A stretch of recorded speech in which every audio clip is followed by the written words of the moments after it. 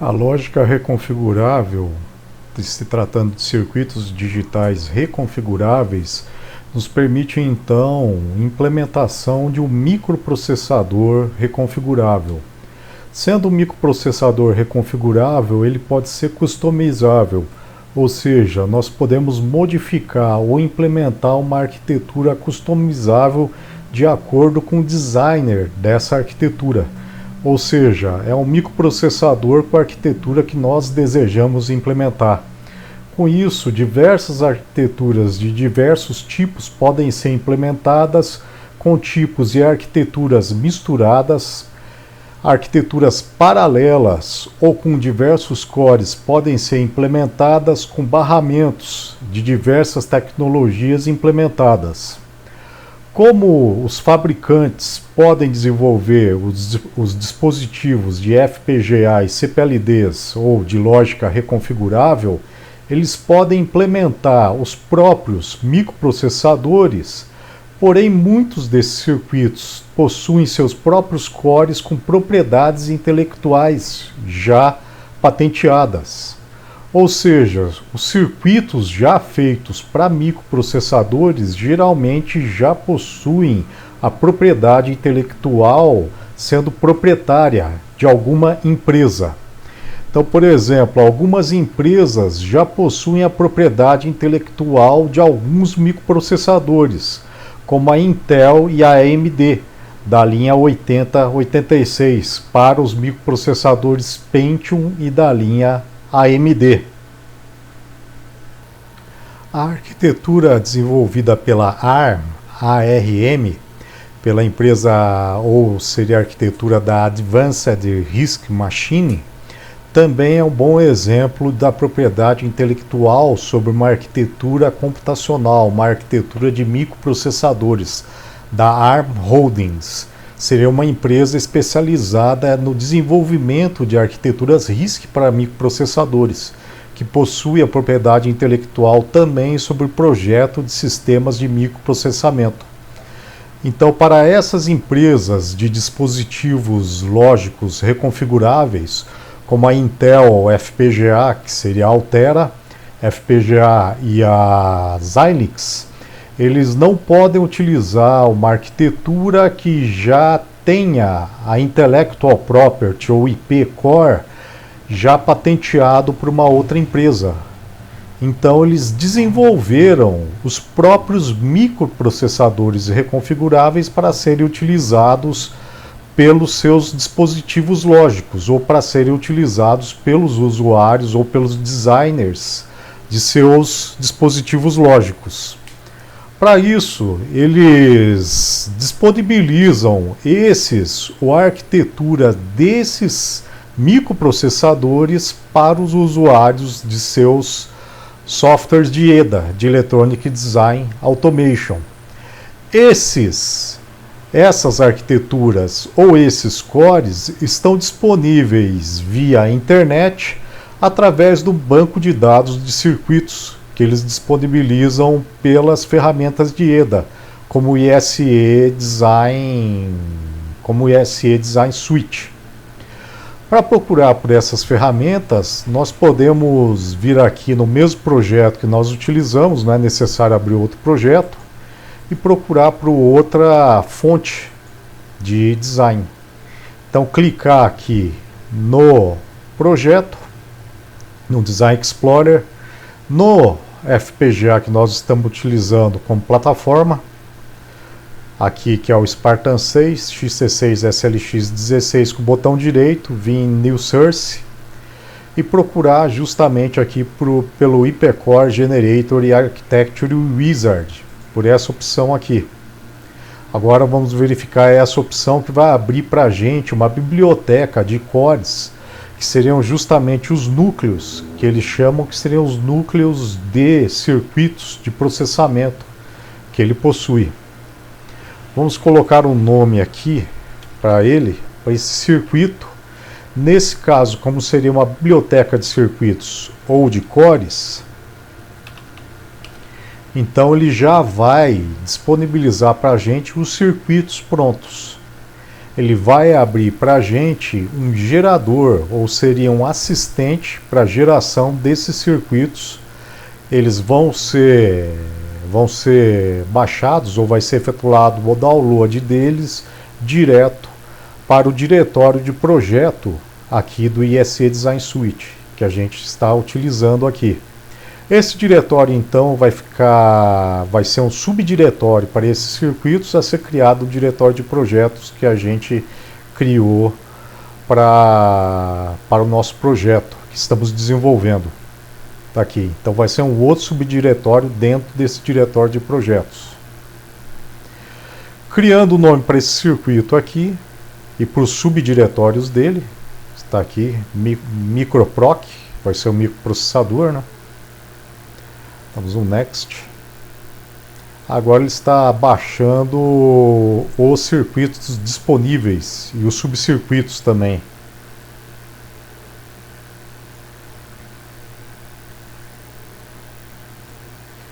Esse processo pode levar um tempo porque ele vai se conectar ao site da Xilinx e verificar de acordo com a licença específica para essa versão e que foi baixada ao que a gente está conectada pela versão aqui do ISE Design Suite que eu estou utilizando.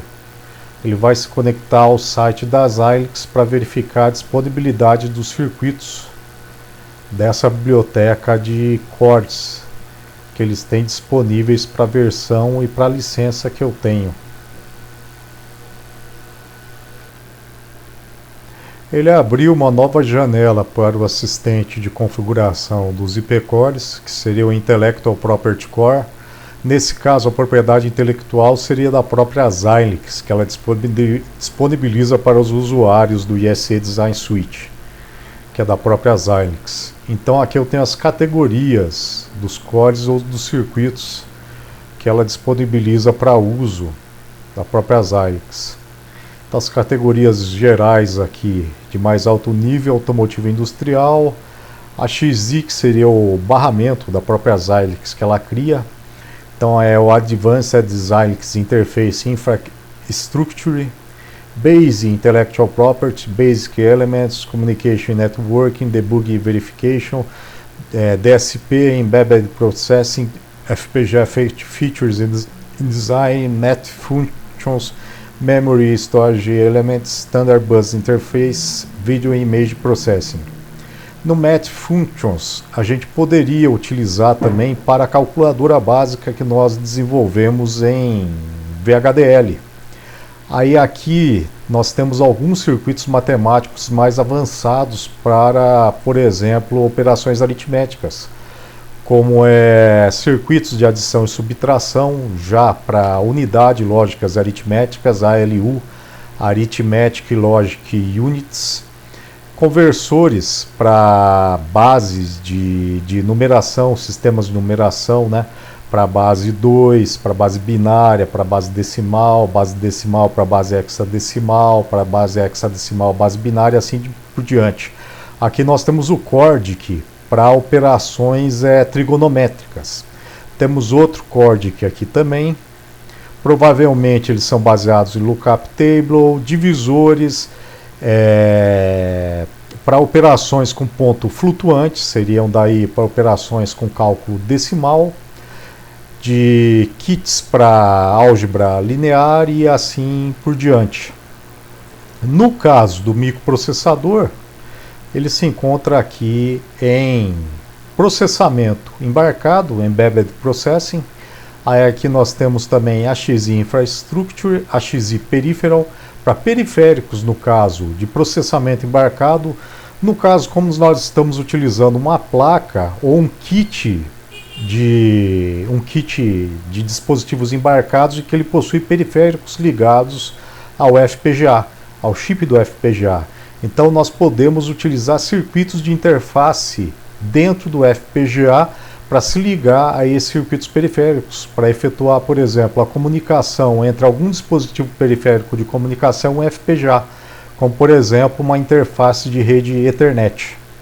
Aí ele implementa a interface física de comunicação para fazer a comunicação digital entre o núcleo de processamento e a interface física a interface física do chip de comunicação Ethernet, ou um chip USB, por exemplo. E o processador, ele se encontra aqui. O processador patenteado ou de propriedade intelectual da Xilinx é o Microblaze. Eles denominaram então e patentearam com o nome Microblaze MCS, Microblaze Microcontroller System.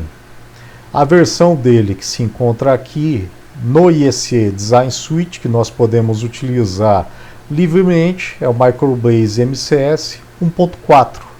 De acordo com a versão e com a configuração dele, ele cabe perfeitamente aqui nesse FPGA que nós estamos utilizando no kit Nexus 3 da Digilent para o Spartan 6 XC6 SLX 16. Aí verificaremos a configuração dele logo em seguida. Então vai ser um microprocessador Microblaze. Ele será programável também, é claro, na linguagem assembly dele, linguagem de máquina e em linguagem C. Selecionando ele, eu passo aqui os circuitos que eu quero, aqui da biblioteca do IP-Core da Xilinx. Eu passo ao Next. Aqui eu tenho um resumo, um sumário aqui dos circuitos que eu escolhi. Dou um Finish.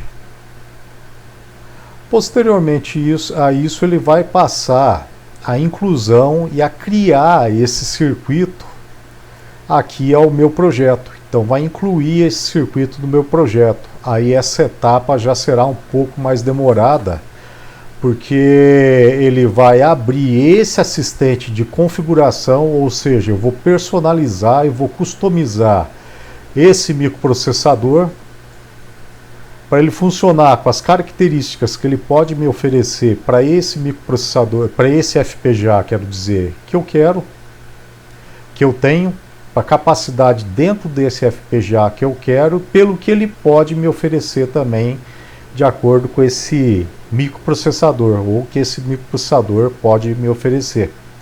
Então eu tenho aqui essa janela aqui, o microprocessador Microblaze MCS, está ali. Deixa eu abrir um pouco mais aqui. Aqui eu tenho um bloco, como se fosse um diagrama esquemático, mostrando o símbolo dele. Seria como se fosse um diagrama esquemático, seria esse símbolo aqui em um bloco. Aí tem que ter obrigatoriamente pelo menos esses sinais aqui de clock e de reset, o microprocessador. Aí eu posso ter aqui, e aí obrigatoriamente tendo esses sinais aqui, eu tenho que especificar, é claro, a minha entrada do sinal de clock, frequência dele. Ele já pegou do meu projeto aqui a entrada do sinal de clock de 100 MHz. O tamanho da memória eu especifico aqui, seria a memória principal do microprocessador, ou seja, o tamanho da memória do programa dele, a memória RAM dele.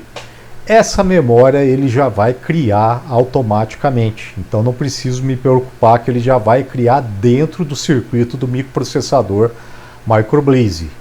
Então o tamanho dessa memória aqui eu posso customizar de acordo com a capacidade do meu FPGA, ou seja, de acordo com o número de dispositivos lógicos que ele possui. Então eu posso aumentar um pouquinho mais até essa minha memória ali. Aí isso vai depender do número de componentes lógicos que ele tem disponível, o meu FPGA, e do tamanho do programa que eu posso inserir, que eu vou querer inserir dentro dele também. E do número de periféricos também que ele vai ter, né? Então eu tenho alguns pinos ali que estão livres para mim utilizar como eu quiser também ali no FPGA. Mas também tem alguns pinos ali que eu já estou utilizando. Por exemplo, tem pinos ali que estão ligados nos displays de 7 segmentos, que eu vou provavelmente querer utilizar. Tem pinos ali que estão ligados nos LEDs, que eu vou utilizar, nas chaves que eu vou utilizar, nos botões que eu também vou querer utilizar. Então tem que ver se o FPGA ele tem capacidade daí para ter memória para esses pinos daí. E ele tem. Então eu tenho que verificar se vai sobrar daí capacidade para armazenamento do programa. Para esses 4 KB, 8 KB, 16 KB. Aí eu configuro para essa capacidade de armazenamento.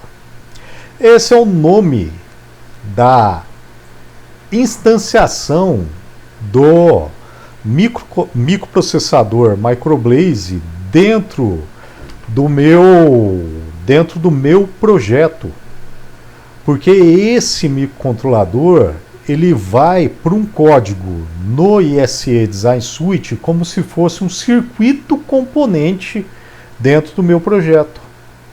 Então ele vai como se fosse um circuito em VHDL dentro do meu projeto.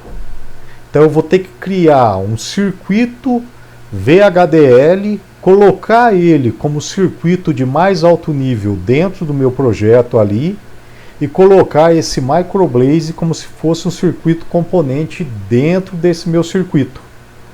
Aí colocar esse meu circuito daí como circuito principal dentro do meu projeto, que vai chamar esse Microblaze, esse circuito do Microblaze MCS. Daí esse meu circuito componente dentro do meu circuito VHDL, que vai ser o circuito de mais alto nível dentro do meu projeto, vai ser chamado MCS_0 dentro do meu circuito, dentro do meu projeto. Então se eu criar um circuito em VHDL, que vai ser o circuito principal dentro do meu projeto, eu vou chamar esse circuito do Microblaze que eu criei de MCS_0. Então eu faço a mesma coisa, crio um cabeçalho para ele, de circuito, componente, componente tal, depois eu chamo ele lá ali na arquitetura do circuito em VHDL, ou posso fazer também em Verilog e chamar ele daí. Esse circuito ele vai ter o nome de instanciação dele dentro do circuito de mais alto nível de MCS_0. E por que ele faz isso? Porque se eu quiser e o meu FPGA tiver a capacidade, eu posso criar mais de um Microblaze dentro do próprio FPGA. Aí eu tenho o quê? Eu tenho mais de um core de um microprocessador Microblaze dentro do FPGA.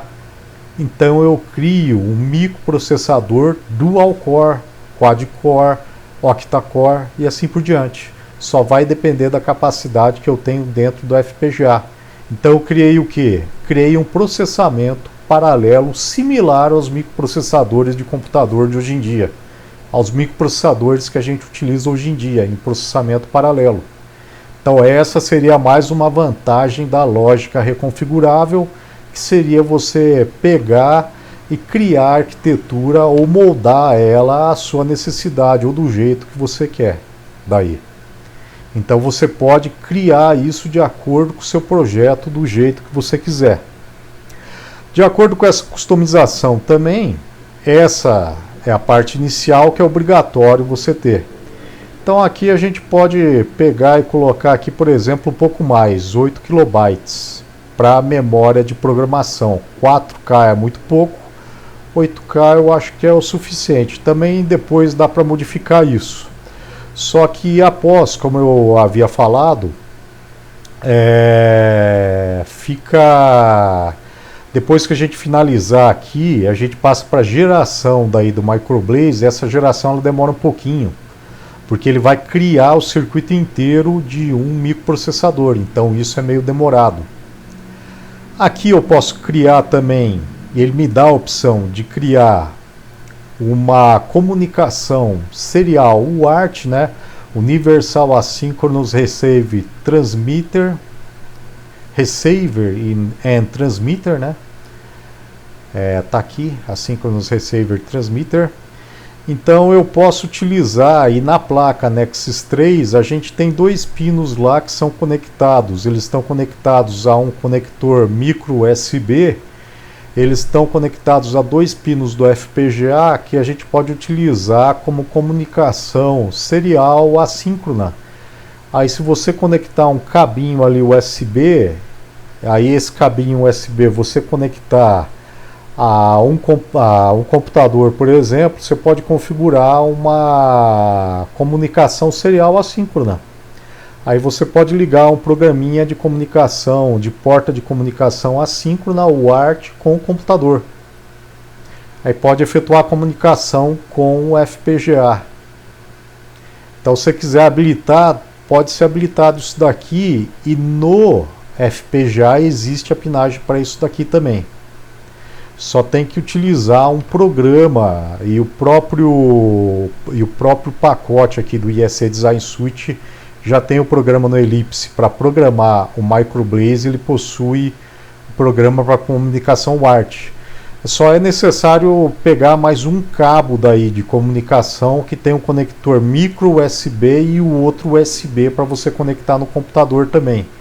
Tem que ter um outro cabo, porque o cabo que vem com a placa daí é para alimentação e programação da configuração do FPGA. Então é para ligar a plaquinha Nexus 3 e alimentar ela. Então você só precisaria de mais outro cabinho igual esse, né, para JTAG da placa e alimentação da placa Nexus 3. Aí você pode deixar essas configurações aqui, ó, Enable Receiver e Enable Transmitter. O restante pode deixar nessa configuração, define baud rate e number of data bits 8.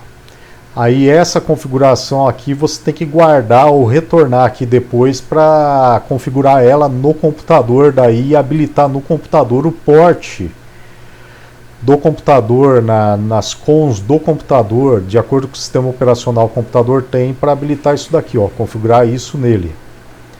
Aqui fit seriam os temporizadores, como eu comentei lá de temporizador, que a gente configurou tanto em diagrama esquemático como em VHDL, são os temporizadores de intervalo fixo. Então aqui o Microblaze ele já faz automaticamente para você. De intervalo fixo é um temporizador que você define o tempo dele aqui em número de intervalos de clock. Como você tem lá de 100 MHz, você coloca quantos pulsos do sinal de clock de 100 MHz você quer que ele emita um sinal. Então é como se ele emitisse um pulso daqueles no final desse número aqui de sinais do clock, de 100 MHz. Daí você pode configurar até 4 aqui temporizadores desse de intervalo fixo no Microblaze.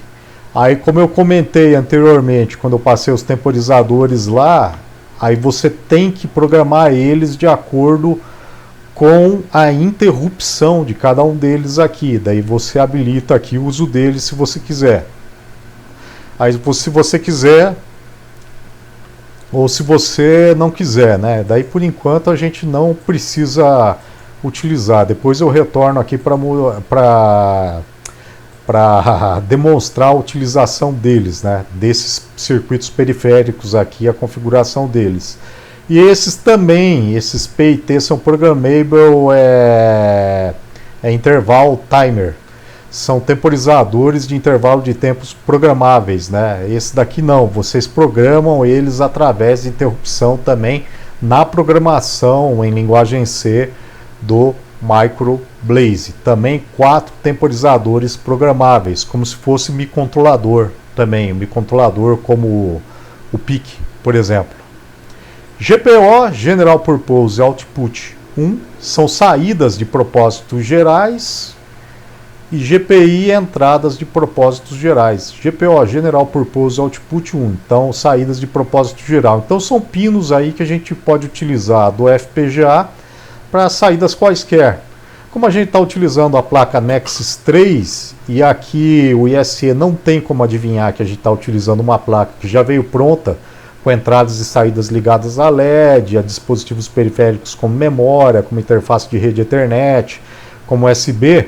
Então aqui a gente pode pegar e utilizar essas entradas e saídas aqui. Elas estão divididas em bancos de 32 bits. Por que elas são divididas em bancos? Porque o microprocessador Microblaze, Assim como outros tantos microprocessadores, ele tem um certo número de bits que é dado pelo barramento dele. E o barramento dele é aqui, ó, de 32 bits. Por quê? Porque ele é um microprocessador de 32 bits. Então ele tem que ter um barramento para comunicação entre os circuitos dele. Aí esse barramento tem que ter um número limite de bits para se comunicar simultaneamente ou em paralelo entre os circuitos. Aí tem que ter um número limite porque tem que ter um espaço limite para se comunicar simultaneamente em paralelo. Então esse barramento é de 32 bits. Então esses bancos aqui, ó, ele se divide em 32 bits. Aí as saídas que eu tenho, que eu vou utilizar, aí por projeto exemplo que a gente pegou aqui, que a gente tem pelo aprendizado baseado em projeto, a gente pegou da calculadora, que é o mesmo do VHDL. Só que aqui já é implementação mais direta, porque ele já vai dar pronto a configuração aqui das entradas e saídas. Então a gente tem para saídas aqui, seriam o display de 7 segmentos, e vamos testar também os LEDs, por exemplo. Então, para não misturar eles, como eu tenho 32 bits no máximo aqui em cada banco, eu poderia pegar 32 bits, os 7 segmentos ali eu tenho 8 segmentos, porque seriam 7 segmentos dos 7 segmentos de cada display mais o ponto decimal. Então seriam 8 segmentos. Aí eu teria mais 8 LEDs, então seriam 16. Mais 4 displays, né? Então seriam 20. Então eu tenho 32 aqui, eu poderia pegar um banco só, né? Só que por questão mais de organização, eu vou separar nos bancos aqui. Eu vou pegar no primeiro banco só os LEDs. Eu vou pegar o ponto decimal também, vou pegar no primeiro banco aqui, ó. GPO1, vou pegar 8 dos 32. GPO2, eu vou pegar o anodo dos displays. Então eu vou pegar dos 32 só 4. E GPO3 eu vou pegar os LEDs então. Tá, 8 LEDs. Pronto. Eu fiz assim, eu quis pegar o GPO1, 8 segmentos, 8 LEDs, tanto faz. GPO2, os 4 displays, o anodo dos 4 displays. GPO3, os 8 segmentos ou os 8 LEDs, tanto faz. Depois a gente vê lá. Por que eu fiz isso? Porque daí eu separo, de acordo com os bancos aqui, os dispositivos periféricos. Fica LEDs ou segmentos, fica aqui anodos dos displays, então aqui fica displays e aqui fica LEDs. Pronto. E aqui GPI seriam as entradas, eu faço a mesma coisa. Eu poderia colocar em um banco só botões e chaves, mas eu separo os periféricos também de preferência. Se eu esgotar aqui o número de bancos, aí tudo bem. Mas se eu puder separar, eu deixo separado, porque geralmente eles são separados também pelos bancos de pinos. Então eu coloco aqui as chaves, seriam 8 chaves aqui, para o primeiro banco, GPI1, 8 chaves. Teriam 32, então ali tem as 8 chaves. E o GPI2, 5 botões. Tá, teria 32, 5 botões. Esse também, o fato de ser 32, seria uma questão de endereçamento. Apesar de ser 32 bits aqui, possibilitar endereçar até 32 periféricos aqui, ou 32 bits, 32 pinos de periféricos, que teriam a saída 0 ou 1, né, o acionamento binário, eu só estou utilizando 8, mas eu endereço desses 32 bits somente 8, tá? Então eu tenho que pegar dos 32 bits ali, eu endereço os 32 bits, mas só vou utilizar 8 deles. Aqui, para o GPO2 a mesma coisa também. Tem 32 bits, mas só vou utilizar 4 bits. GPO3 a mesma coisa. Dos GPIs também. E por final aqui, ó, se eu tenho os periféricos na placa Nexus 3, eu utilizo outros, eu tenho outros periféricos, tenho mais periféricos na placa lá.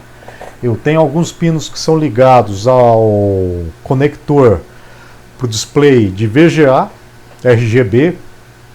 Então eu posso pegar e utilizar interrupção para esses pinos aí, justamente para o periférico, para me conectar a um display, um monitor de vídeo aí RGB. Eu tenho a interface para conexão para rede Ethernet, para rede de internet aí, para rede cabeada. Eu posso utilizar a interrupção também para essa interface de rede. Para a interface USB também, mestre-escravo, também eu posso chegar, mestre quero dizer, também posso chegar lá e utilizar uma interrupção também para essa interface. Posso utilizar também interrupção para ligação entre as memórias que eu também tenho. Posso utilizar interrupção aqui. Então eu posso utilizar interrupções externas também para gerenciar aqui o controle do barramento do Microblaze. A gente entra mais na parte de hardware de processamento. Fora isso, o microprocessador aqui ele já ficou configurado. Depois também eu posso chegar e retornar a esse assistente aqui, a gente vai verificar depois como é que é, para modificar essa configuração, para verificar depois como essa configuração aqui pode ser modificada posteriormente.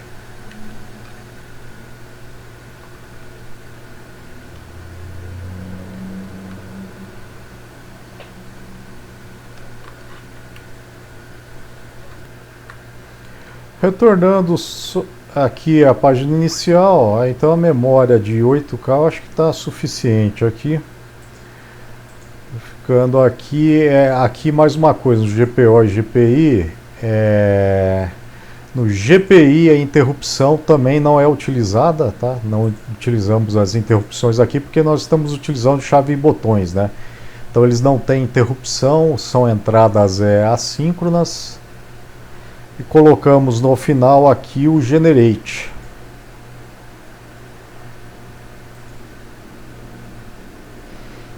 E aguardamos o processo de geração desse core do microprocessador Microblaze.